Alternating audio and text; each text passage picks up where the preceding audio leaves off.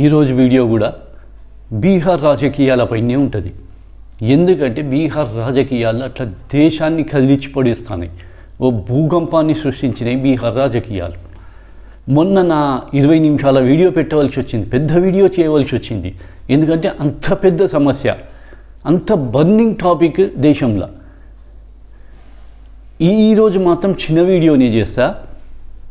మొన్న నేను చెప్పిన నా వీడియోలో ఏమని, బీహార్ ప్రజలను రాజకీయ నాయకులు, ఇటు నితీష్ కుమార్ కానీ ఇటు బీజేపీ నాయకులు కానీ ఒక గొర్రెల కంటే హీనంగా చూస్తాను.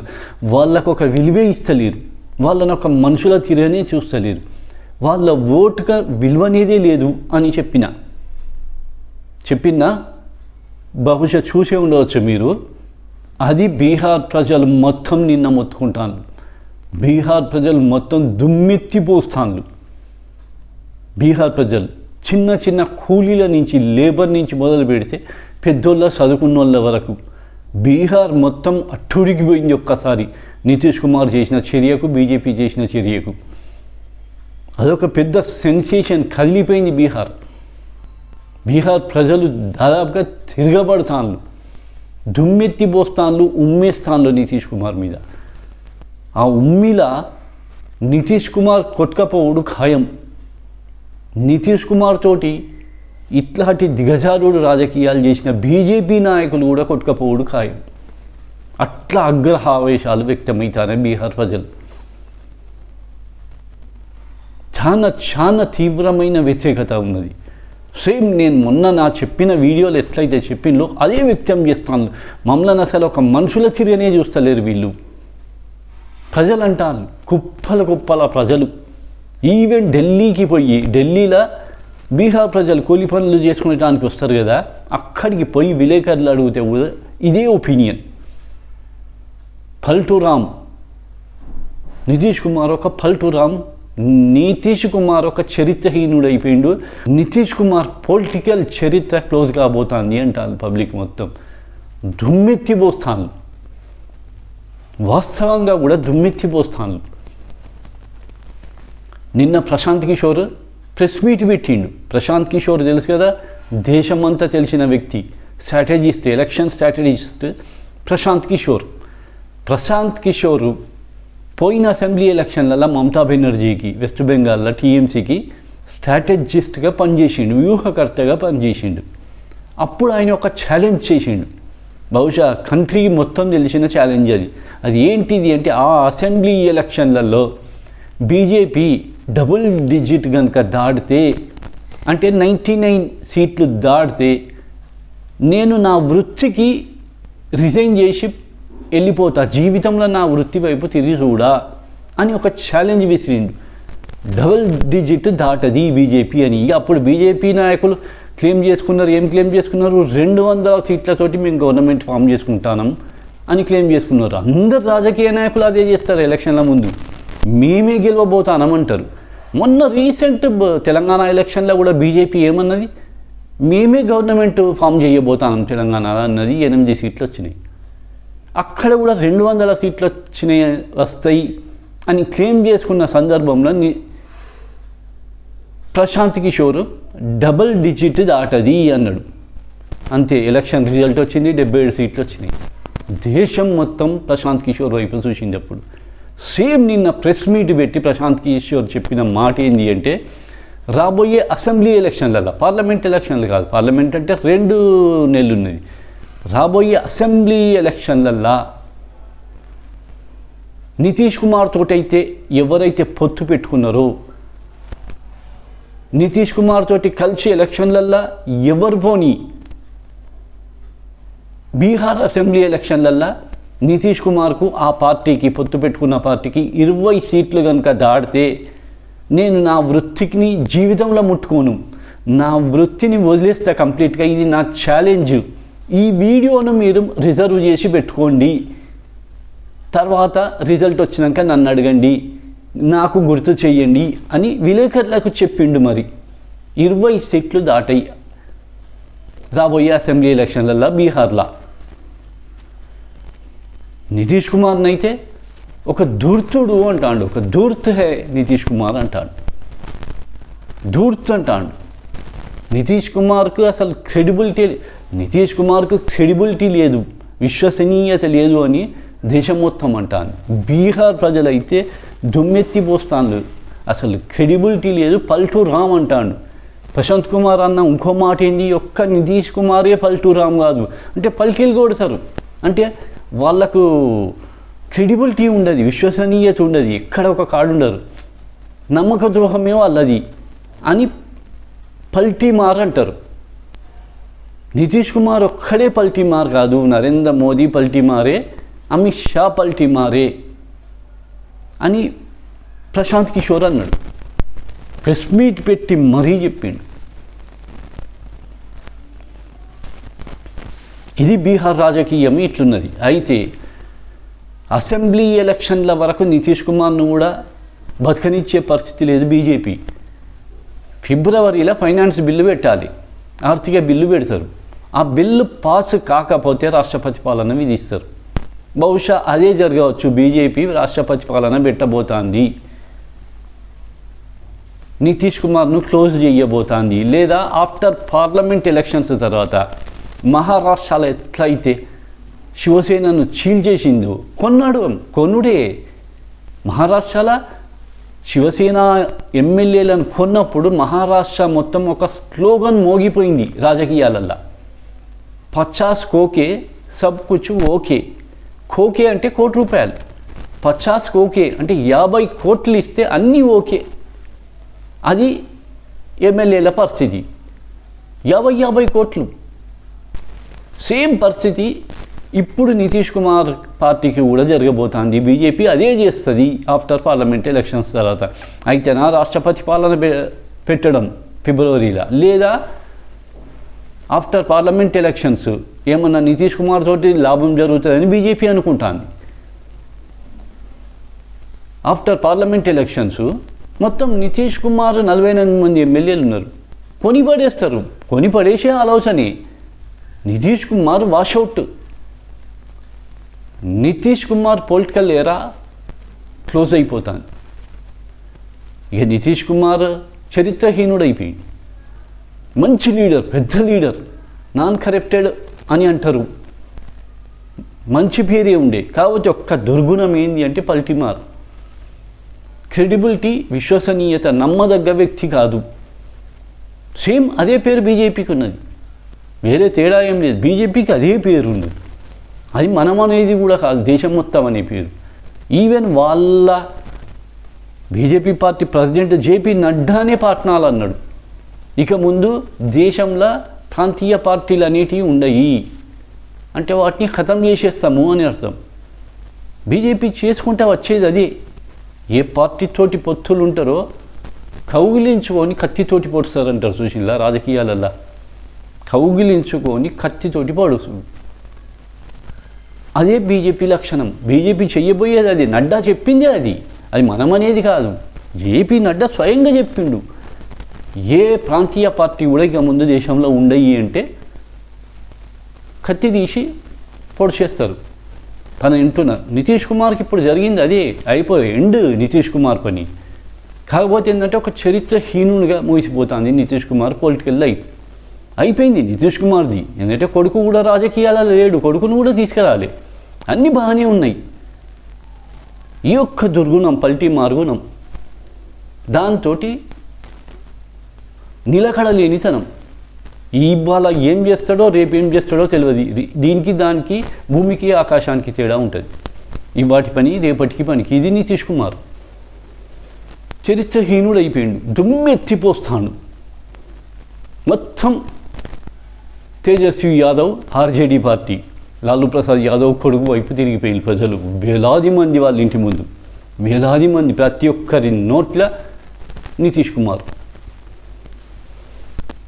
పార్లమెంట్ ఎలక్షన్స్ కాగానే లేకపోతే ముందే నితీష్ పార్టీ క్లోజ్ అయిపోతుంది. 45 సీట్లు, 45 సీట్లతోటి 9వ నిన్న ప్రమాణ స్వీకారం చేసిండు. నిన్న చేసిండా, ఈరోజు చేస్తాడా? రిజైన్ అయితే ఇచ్చేసిండు నిన్న మార్నింగ్. అదే మొత్తం న్యూస్, కంప్లీట్ న్యూస్ మొత్తం నితీష్ కుమార్ రిజైన్ ఇచ్చిండు అని. ఈ నితీష్ కుమార్ జేడీయూ పార్టీ ప్లేస్ను కాంగ్రెస్ ఆక్యుపై చేసేస్తుంది. జరగబోయేది అదే. నితీష్ కుమార్ పట్ల బద్ద వ్యతిరేకత వెల్లడైతుంది బీహార్లో. అది బీజేపీ మీద ఇంపాక్ట్ ఉంటుంది. ఎందుకుండది? ధూర్తుడు అంటాను నితీష్ కుమార్ను, పల్టీ మార్ అంటాను, బీజేపీని కూడా అదే మాట అంటాను.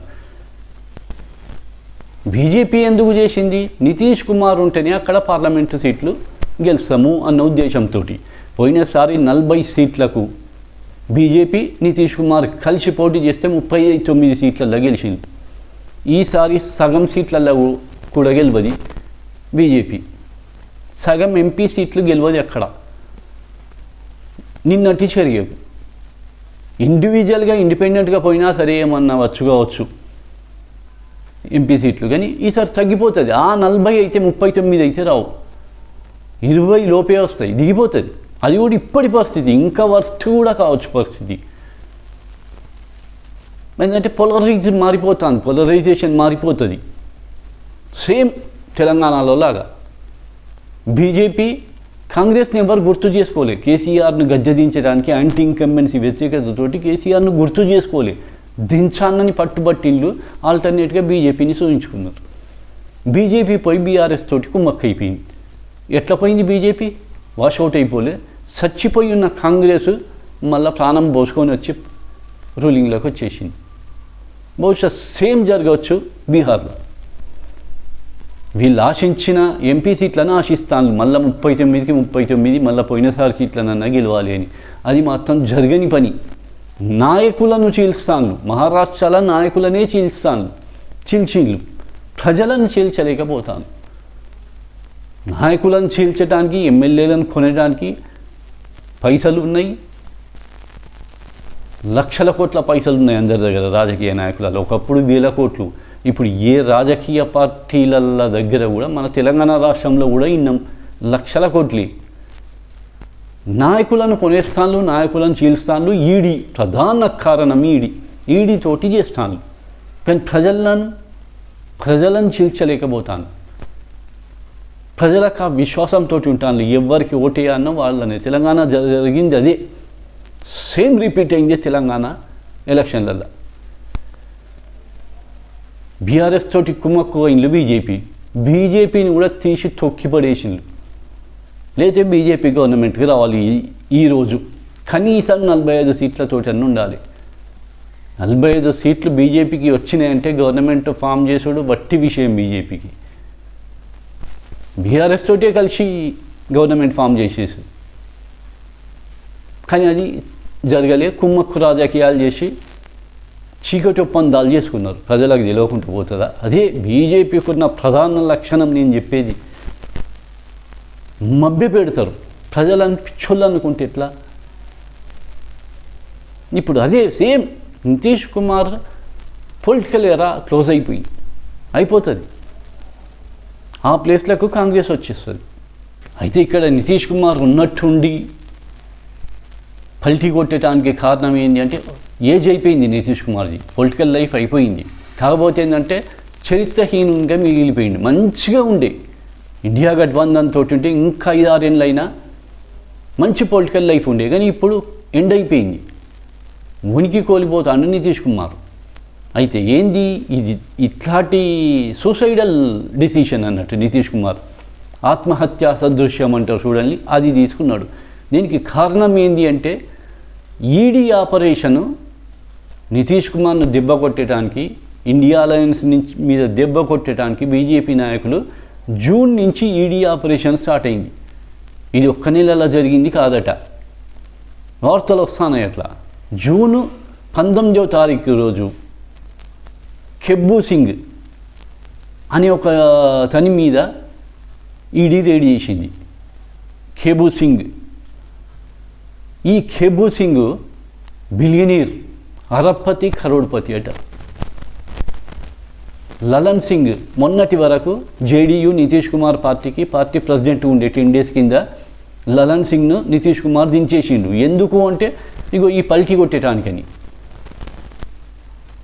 ఈ లలన్ సింగ్కు ఈ ఖెబ్బు సింగ్ నియరెస్ట్ పర్సన్, అంటే డైరెక్ట్గా నితీష్ కుమార్కు కాక నితీష్ కుమార్కు నియరెస్ట్ పర్సన్ బిలియనీర్. ఆయన ఇంటి మీద రేట్లు మొదలైనవి. జూన్ 19 రోజు జూన్ 23 రోజు కూడా ఇంకొక బిలియనీర్ మీద సేమ్ ఇట్లనే నితీష్ కుమార్ మధ్యలో ఇంకొక లీడరు ఆర్థిక మంత్రి. నితీష్ కుమార్ గవర్నమెంట్లో ఆర్థిక మంత్రి ఉన్న లీడర్కు దగ్గరి వ్యక్తి సేమ్ బిలియనీర్. ఈడీ ఆపరేషన్ జరిగింది మొత్తం. ఇట్లా ఒక ముగ్గురి మీద ఈడీ ఆపరేషన్ జరిగితే ఒక్క దగ్గర ఒక రెడ్ డైరీ దొరికిందట. ఈ రెడ్ డైరీలో లావాదేవీలు ఉన్నాయట, మొత్తం మనీ లావాదేవీలు. బస్ నితీష్ కుమార్కు భయం పట్టుకున్నది, ఎక్కడ లావాదేవీలు బయటకు వస్తాయి. దీనికి తోడు నితీష్ కుమార్ పార్టీ నాయకులు ముగ్గురు నితీష్ కుమార్కు నియరెస్ట్ పర్సన్స్, ఒక్క బీజేపీ నాయకుడు. ఈ నలుగురు కలిసి నితీష్ కుమార్ను బ్రెయిన్ వాష్ చేసుడు మొదలుపెట్టిండు. ఇంకొకటి ఏంది, ఈ ముగ్గురు బిలియనీర్ల మీద ఈడీ రేడ్లు జరిగినాయా, మెల్లగా నితీష్ క్యాబినెట్కు హయ్యర్ అఫీషియల్స్ ఉంటారు కదా, higher IAS officer, senior IAS ఆఫీసర్లు, వాళ్ళ వరకు వచ్చిందట. వాళ్ళు అరే మళ్ళీ మేము కూడా ఇరకపోతానము అని మొరబెట్టుకున్నారు నితీష్ కుమార్కు. ఇక చుట్టుపక్కల ఉన్న నలుగురు మెయిన్ లీడర్స్ నితీష్ కుమార్కు బ్రెయిన్ వాష్ చేసుడు మొదలుపెట్టింది. ఈ నలుగురు లీడర్లు ఎవరంటే, ఒకరు సంజయ్ ఝా, ఈయన ముందు బీజేపీలో ఉన్న అతని, బీజేపీ నుంచి జేడీయూకి వచ్చిండు మినిస్టర్. అశోక్ చౌదరి, ఈయన మోహన్ భగవత్ ఆర్ఎస్ఎస్ చీఫ్కు చాలా నియరెస్ట్ పర్సన్ అట.